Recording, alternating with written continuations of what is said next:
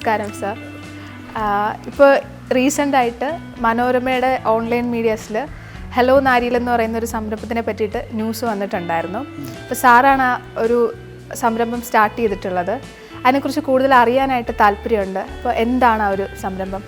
ഈ പ്രോപ്പർട്ടിയിൽ എനിക്കൊരു 10-15 മൂട് തെങ്ങുണ്ട്. ആ തെങ്ങിൽ നിന്ന് തേങ്ങ ഇടാനായിട്ട് എനിക്ക് ആളെ കിട്ടാനുണ്ടായിരുന്നു. അപ്പോൾ ഞങ്ങളുടെ നാട്ടിൽ രാമു എന്ന് പറഞ്ഞൊരു പയ്യനുണ്ട്. അവനൊരു 10 മണിയാകുമ്പോഴത്തേക്കും അവൻ ബാറിലായിരിക്കും. അവൻ ബാറിൽ പോയിട്ട് ആരോടെങ്കിലുമായിട്ടൊക്കെ വഴക്കുണ്ടാക്കിയതിന് ശേഷം അവൻ നേരെ ജയിലിൽ പോകും. 6 മാസത്തേക്ക് പിന്നെ അവനെ കിട്ടത്തില്ല. എന്തുകൊണ്ടാണെന്ന് വെച്ചാൽ പഴയ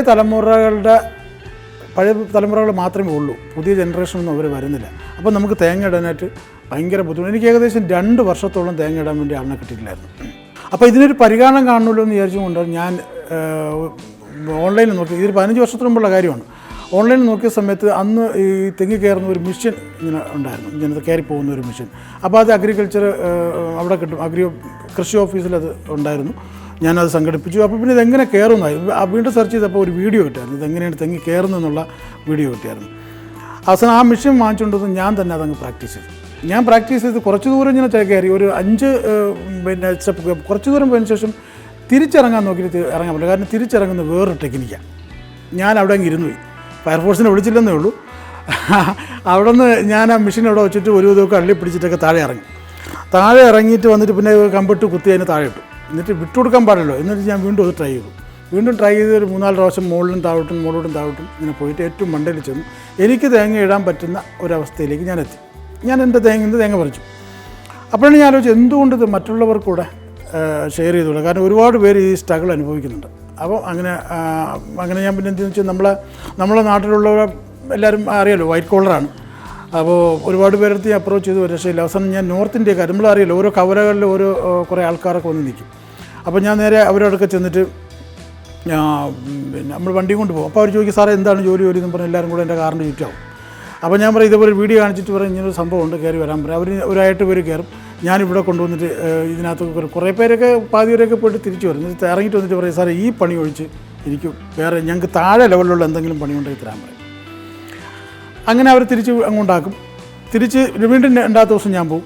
വീണ്ടും കുറച്ച് ആൾക്കാർ ഇതുപോലെ കയറി വരും. വീണ്ടും ഇവിടെ കൊണ്ടുവന്ന് പ്രാക്ടീസ്. സാർ ഈ നീച്ചെ വാല കാം കോയി ബി കാം ചെയ്തു നമുക്കറിയെങ്കിൽ എന്ന് പറയും. അതായത് താഴത്തെ പണി നമ്മൾ ചെയ്തോളാം, മുകളിലോട്ടുള്ള പരിപാടി പറ്റത്തില്ല. കാരണം എന്തുകൊണ്ടാണെന്ന് വെച്ചാൽ അവർ ഈ കേരളത്തിൽ വന്നതിന് ശേഷം ഇവർ തെങ്ങ് കാണുന്നതാണ്. ഇവർ ഈ തെങ്ങിൻ്റെ മണ്ട കയറി നോക്കുമ്പോൾ ഈ ഭൂലോകം മുഴുവനും കാണാൻ പറ്റും. ഇവർക്ക് ഭയങ്കര തല ഇറക്കം വരും. ഇവർക്ക് അതോടുകൂടി ഒരു താഴെ പോയി. കാരണം മലയാളികൾക്ക് പോലും ഇത് എല്ലാവരും ചെയ്യുന്നില്ലല്ലോ, തെങ്ങിൻ്റെ മണ്ടേ കയറുന്നില്ലല്ലോ. അങ്ങനെ വീണ്ടും ഞാൻ പിറ്റേ ദിവസം വീണ്ടും അവിടെ പോകും. വീണ്ടും ഒരായിട്ട് വരെ കൊണ്ടുവരും. ഇത് പ്രാക്ടീസ് ചെയ്യും. ഇതൊരു 2-3 ദിവസം കഴിഞ്ഞപ്പം ഞാൻ അവിടെ ചെല്ലുമ്പോൾ അവരെന്നെ കാണി ചീത്ത വിളിച്ചു തുടങ്ങി. കാരണം എന്ന് വെച്ച് കഴിഞ്ഞാൽ ഇവിടുന്ന് തിരിച്ച് അവിടെ ചെല്ലുമ്പോൾ 8 മണി കഴിയും. 8 മണി കഴിഞ്ഞാൽ പിന്നെ വേറെ ആരും അവർക്ക് ജോലിക്ക് വിളിക്കത്തില്ല. അപ്പോൾ അവർ ദൂരെ നിന്ന് വിളിച്ചു വരും, ഒരുത്തം വരുന്നുണ്ട്, സൂക്ഷിക്കണം. ഒന്നാലോചിച്ച് ഹിന്ദിക്കാർ നമ്മളെ ചീത്ത വിളിക്കുന്ന ഒരവസ്ഥ. അങ്ങനെ പിന്നെ ഞാൻ ആ ജംഗ്ഷനിൽ പോകാതെ വേറൊരു ജംഗ്ഷൻ പോയി, തിരുവനന്തപുരത്ത് വേറൊരു ജംഗ്ഷനിൽ പോയിട്ട് അവിടെ നിന്ന് കുറേ ആൾക്കാരെ കൊണ്ടുവരും. അവിടെ ഇത് തന്നെയാണ് അവസ്ഥ. വീണ്ടും ഒരു ജംഗ്ഷനിൽ കൊണ്ടും അവിടെയൊക്കെ എന്നെ നോട്ടപ്പുള്ളിയായി. ഞാൻ അവിടെ ചെല്ലുമ്പോഴേക്ക് അവർ ഹിന്ദിക്കാർ ഒരുമാതിരി മോശമായി സംസാരിക്കുമ്പോൾ നമ്മുടെ അവസ്ഥ ഒന്നും ആലോചിച്ചു. പക്ഷേ ഇതിന് വിട്ടുകൊടുക്കാൻ ഞാൻ തയ്യാറില്ലായിരുന്നു. അവസാനം ഒരു ദിവസം ഒരു 8 പയ്യന്മാരെ കൊണ്ടുവന്നപ്പോൾ ഇതിൽ ഒരു പയ്യൻ പറഞ്ഞു, ഒരു രമേശ് എന്ന് പറഞ്ഞ പയ്യൻ, സാർ എനിക്ക് കിടക്കാൻ ഇടം തരാണെന്നുണ്ടെങ്കിൽ ഞാനിത് ചെയ്തോളാം എന്ന് പറഞ്ഞു. അപ്പോൾ തന്നെ നമ്മുടെ ഒരു സുഹൃത്ത് പറഞ്ഞു, നീ ഈ പരിപാടിയൊക്കെ തുടങ്ങിയല്ലോ, നീ ഒരു കാര്യം ചെയ്ത് എനിക്കൊരു 10-15 മരമുണ്ട് എന്ന് വിട്ട് ഞാൻ ഇവനെ വിളിച്ചിട്ട് നേരെ അവൻ്റെ അടുക്കോട്ട് പോയി. അവൻ്റെ അവിടെ ചെന്നിട്ട് ഇവനെ ഇത് കാണിച്ചു കൊടുക്കണല്ലോ. കാരണം ഈ താഴെ മുകളിലോട്ട് കയറിയാൽ പോരാ, മണ്ടയിൽ ഈ വിളഞ്ഞതൊക്കെ അറിയണമല്ലോ, കരിക്കും ഓല ഏത് തേങ്ങ ഏതെന്നൊക്കെ നമ്മൾ കാണിച്ചു കൊടുക്കുക. കാരണം നമുക്കല്ലേ അറിയാവുള്ളൂ. അവസാനം അവർക്ക് അത് ഒരു 2-3 തെങ്ങിലൊക്കെ ഞാൻ അവനെ പറഞ്ഞു കൊടുത്തു, നീ അങ്ങനെ ചെയ്ത് അവിടെ ചെയ്യുക അത് ചെയ്യുന്നൊക്കെ പറയും. അവസാനം അപ്പോഴാണ് എൻ്റെ ഓഫീസിൽ എൻ്റെ ഒരു ഗസ്റ്റ് വന്നിരിപ്പുണ്ടായിരുന്നു. ഞാൻ പറയട്ടെ, നീ ഒരു കാര്യം ഇതിനോട് പറ്റുമെന്നുള്ള ചെയ്തിട്ട് നീ അങ്ങ് വന്നു പറഞ്ഞു. ഏകദേശം 1 മണിക്കൂർ കഴിഞ്ഞപ്പം 9 തെങ്ങിൽ കയറിയിട്ട് വന്നു. അപ്പോഴത്തേക്കും നമ്മൾ സക്സസ് ആയി. അവിടെ നിന്നാണ് പിന്നെ അങ്ങോട്ട് തുടക്കം. പിന്നെ അവരുടെ നാട്ടിൽ നിന്ന് അവൻ്റെ റിലേറ്റീവ്സിനൊക്കെ, കാരണം ഇവിടെ ഉള്ളവരൊന്നും വരത്തില്ല, അവൻ്റെ റിലേറ്റീവ്സ് ഒരു 3-4 പേര് വന്നു. അതിന്നൊരു 2-3 പേര് നിന്ന് ബാക്കിയുള്ളവരൊക്കെ തിരിച്ചു പോയി. കാരണം അവർ എല്ലാവർക്കും കൊണ്ട് ഈ പണി ചെയ്യാൻ പറ്റത്തില്ല. അങ്ങനെ പതുക്കെ ഞാനൊരു 5-6 പേരായ സമയത്ത് ഇവർക്ക് ജോലി കൊടുക്കുക എന്നുള്ളത് അതൊരു വലിയൊരു ജോലിയായി. കാരണം ഇവർക്ക് ദിവസം നമുക്ക് ആ കുറച്ച് മരങ്ങളല്ലേ ഉള്ളൂ. ആൾക്കാർ ഇത് അറിഞ്ഞു വരണമെങ്കിലും അവർക്ക് പെട്ടെന്നെടുത്ത് പറയാൻ പറ്റില്ല. കാരണം ഞാൻ എന്താണ് മതിയാക്കണമെന്ന് അവർക്കറിയില്ല. അതുകൊണ്ട് പഴയ ആൾക്കാരെ ഞാൻ ഒരുപക്ഷെ എന്നെ നിന്ന് വിളിച്ചു കഴിഞ്ഞാൽ ഞാൻ മതിയാക്കി കഴിഞ്ഞാൽ പിന്നെ പഴയ ആൾക്കാരും വരില്ല. കാരണം എന്താണ്, നിങ്ങൾ ഹിന്ദിക്കാരെ വെച്ചല്ലേ ചെയ്തോ, അത് നിങ്ങൾ പിന്നീട് ചെയ്തോളാൻ പറയും. അങ്ങനെ അവസാനം ഇവർക്ക് പണി കൊടുക്കുക എന്നുള്ളത് വലിയൊരു ഉത്തരവാദിത്തമായി മാറി. കാരണം രാവിലെ ഒരു 1-2 ദിവസമൊക്കെ അവർ ക്ഷമിക്കും ജോലിയില്ലായിരിക്കുമ്പോൾ. കാരണം ഇവിടെ കോൺക്രീറ്റിൻ്റെ പണിയൊക്കെ ഉണ്ട്. രാവിലെ പോയി കഴിഞ്ഞാൽ 10,000 രൂപ കിട്ടും, നല്ല ഫുഡ് കിട്ടും. അവർക്ക് 12-1 മണി വരെയൊക്കെ ജോലി ചെയ്താൽ മതി. സോ ഇത് വലിയൊരു ക്രൂഷ്യലായിരുന്നു. കാരണം എൻ്റെ മുന്നിൽ ഏറ്റവും വലിയ തടസ്സം അതായിരുന്നു, ഇവർക്ക് ഡെയിലി ജോലി കൊടുക്കുക എന്നുള്ള കാര്യം. അങ്ങനെ ഞാനും ഇവരും കൂടെ പിന്നെ രാത്രി എല്ലാ സ്ഥലങ്ങളിലും പോയി പോസ്റ്ററുകൾ ഒട്ടിച്ച് നോട്ടീസുകൾ അടിച്ച് പല കാര്യങ്ങൾ. കാരണം 15 വർഷത്തിന് മുമ്പുള്ള കാര്യമാണ്. അന്ന് ഇത്രത്തോളം പിന്നെ ഫേസ്ബുക്ക് മാർക്കറ്റിംഗ് അങ്ങനെയൊന്നുമില്ല, സോഷ്യൽ മീഡിയ ഒന്നും അത്ര വൈറലല്ലായിരുന്നു. അങ്ങനെ ഇരിക്കുന്ന സമയത്താണ് ഒരു FM റേഡിയോക്കാരൻ എൻ്റെ ഇത് കണ്ടു, ഈ സംഭവം കണ്ടായിരുന്നു. കണ്ടിട്ട് ചോദിച്ചു, സാറേ ഇത് ഇങ്ങനെ ഒരു പുതിയ ഐഡിയ ഉണ്ടോ, എന്താ? അപ്പം ഞങ്ങളെ ബോർഡ് ഇതാണ്, തേങ്ങയിടാൻ ഞങ്ങൾ റെഡിയാണ്, വിളിക്കൂ എന്നും പറഞ്ഞുകൊണ്ടാണ് ഞാൻ ഫോട്ടോ സഹിതം കൊടുത്തേക്കുന്നത്. അപ്പോൾ FM റേഡിയോ എന്നെ അവർ വിളിച്ചു, 92.7 എനിക്ക് ഓർമ്മ വരുന്നത്. അപ്പോൾ അവർ വിളിച്ചിട്ട് എന്തുകൊണ്ട് ഇങ്ങനെ ഒരു ഐഡിയ തോന്നി, എങ്ങനെയാണ് ഇതിനോട്ട് വരാനുള്ള കാരണം എന്നൊക്കെ അവർ ചോദിച്ചായിരുന്നു. ഓഡിയോ എടുത്തതിന് ശേഷം അപ്പം തന്നെ ഒരു എയറിൽ വിട്ടോടി കുറേ പേരലായി. പിന്നെ കുറേ ആൾക്കാർ ഇങ്ങനെ പറവറ വിളി തുടങ്ങി. അങ്ങനെ കുറേ ഇത് കിട്ടി. കുറേ കഴിഞ്ഞപ്പോഴാണ് പിന്നെ ഏഷ്യാനെറ്റ് ന്യൂസ്, അന്ന് കണ്ണാടി എന്നും പറഞ്ഞൊരു പ്രോഗ്രാം ഉണ്ടായിരുന്നു നമ്മുടെ ഗോപകുമാർ സാറിൻ്റെ, അദ്ദേഹം മരിക്കുന്നതിന് 2-3 മാസത്തിന് മുമ്പുള്ള. അത് അദ്ദേഹം ഇവിടെ വന്ന് മൊത്തം ഷൂട്ട് ചെയ്ത് ഒരു 2 ദിവസം ഫുള്ളായിട്ട് ഷൂട്ട് ചെയ്ത് എടുത്തുകൊണ്ട് പോയി കണ്ണാടി എന്നുള്ള പ്രോഗ്രാം വെച്ചിട്ടാണ് ഇത് ശരിക്കും പറഞ്ഞാൽ അന്ന് വൈറലായത്. പിന്നെ എനിക്ക് തിരിഞ്ഞു നോക്കേണ്ടി വന്നില്ല. പിന്നെ അത് സിസ്റ്റമാറ്റിക്കായിട്ട് കൊണ്ടുവരേണ്ടി വന്നു. ഇപ്പോൾ ഏകദേശം എനിക്കൊരു 150ഓളം ലേബേഴ്സ് ഉണ്ട്. ഇപ്പം ഒരു കണ്ണൂർ, കാസർഗോഡ്, മലപ്പുറം ബ്രാഞ്ചുകളുണ്ട്, കൊല്ലത്തുണ്ട്, തിരുവനന്തപുരം മൊത്തം നമ്മളാണ് ഇപ്പോൾ കവർ ചെയ്യുന്നത്. ദൈവാനുഗ്രഹം കൊണ്ട് വളരെ ഭംഗിയായിട്ട് ഇപ്പോൾ അത് പോകുന്നു.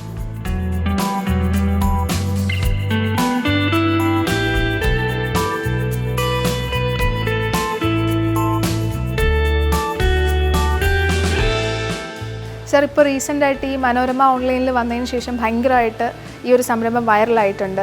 അപ്പോൾ ഈ ഒരു വൈറൽ കണ്ടൻ്റായിട്ട് മാറാനുള്ള കാരണം എന്താണ്? ഇത് വൈറലാവാനുള്ള പ്രധാനപ്പെട്ട ഒരു കാരണം എന്ന് വെച്ച് കഴിഞ്ഞാൽ, നമ്മൾ കാസർഗോഡ് ഞങ്ങൾക്കൊരു ബ്രാഞ്ചുണ്ട്. ആ ബ്രാഞ്ചിൽ അവിടെ ഇപ്പം തുടങ്ങിയിട്ട് 2-3 വർഷമേ ഉള്ളൂ. അപ്പം അവിടെയാണ് തേങ്ങ ഇടാൻ വേണ്ടി ഏറ്റവും വലിയൊരു ബുദ്ധിമുട്ട് വന്നത്.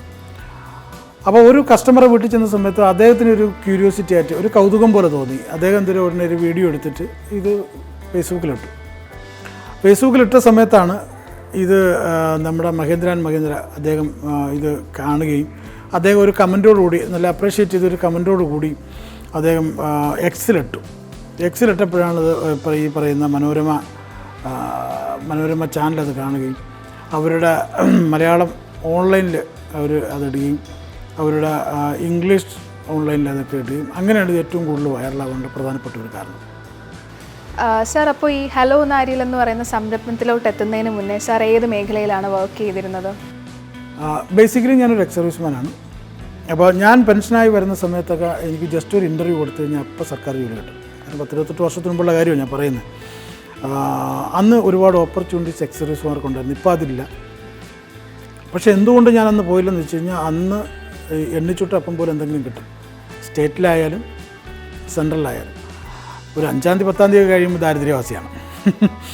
അപ്പോൾ അത് ആവർത്തിക്കേണ്ടത്. കാരണം ഈ ഒരു ബിസിനസ്സുകാരനാകുമ്പോൾ 31 ദിവസവും പൈസ പോക്കറ്റിലിരിക്കും എന്നുള്ള ഒരു കൺസെപ്റ്റിലേക്ക് ഞാൻ ബിസിനസ്സിലേക്ക് ഇറങ്ങി.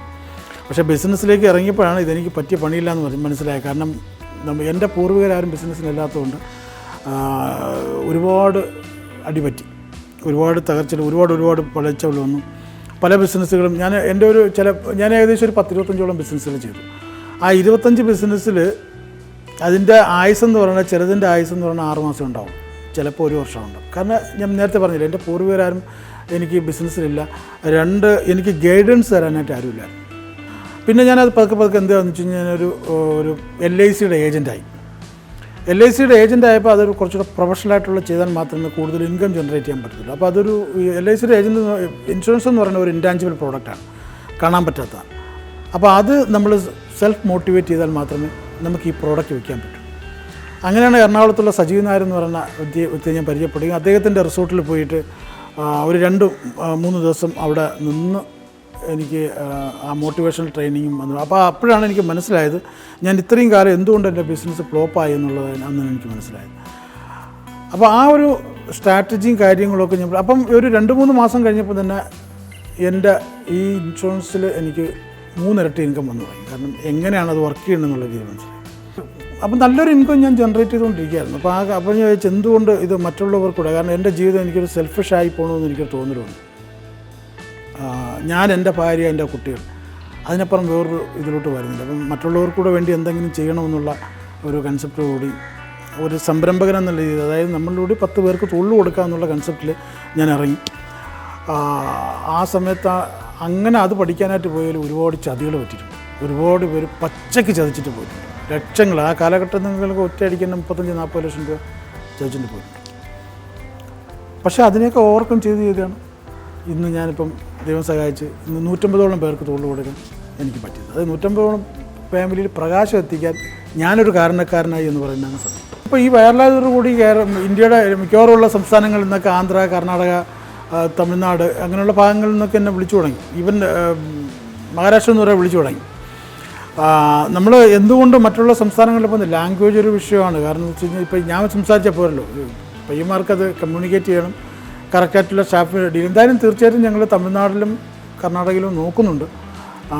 ഉടനെ തന്നെ അതിൻ്റെ ഒരു ഫ്രാഞ്ചൈസി അല്ല, നമ്മൾ തന്നെ ഒരു ബ്രാഞ്ച് തുടങ്ങാൻ വേണ്ടിയുള്ള സംവിധാനത്തിലേക്ക് ഞങ്ങൾ ഉടനെ തന്നെ മാറുന്നുണ്ട്. പ്രധാനപ്പെട്ട കാര്യം എന്ന് വെച്ച് കഴിഞ്ഞാൽ ലേബേഴ്സിനെ കിട്ടാനില്ല. കാരണം ലേബേഴ്സ് ഭയങ്കര ഷോർട്ടേജാണ്. ഇവർ ഇപ്പം നമ്മളിവിടെ ഉത്സവ സീസൺ പോലെ തന്നെ ഇവരുടെ കല്യാണ സീസണുണ്ട്.